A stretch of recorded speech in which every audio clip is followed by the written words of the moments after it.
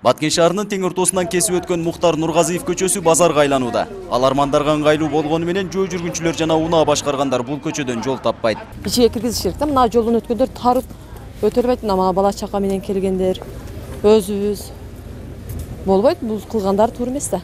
Бет базарбы же басып өтө турган жолбу деп адамдар ойлонуп басып өтөттөр да бүттөн. Дүкөндөгү сатылуучу буюмдарын жол боюна да чыгарып алган сатуучулар ыңгайсыздык жаратып эле тим болбостон, жол четин таштандыгы да толтурушкан.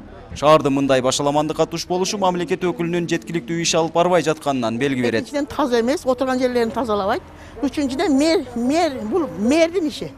Мэр келипчи тазалаш керек, тазалап беш керек, күндө дежур коюш керек. Ошол мэрдин иши. Таза эмес.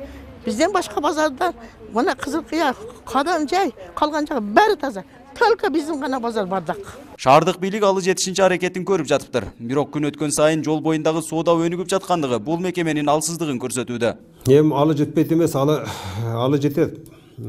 Адамдар ошол жерде такай жүрүп тазалаганга бизде баягындай эмебиз жок экен дагы убактыбыз. Тазалап коебуз, айтпайм, кайра эле 2-3 күн ичинде барбасаң кайра чыгып алышат. Ушундай болот да.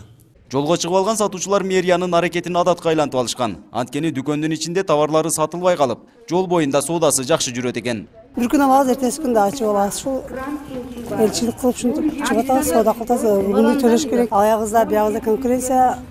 Ичине элдер бизде Баткенде сырттан көрүнүп калган, ичине киргенге зеригет.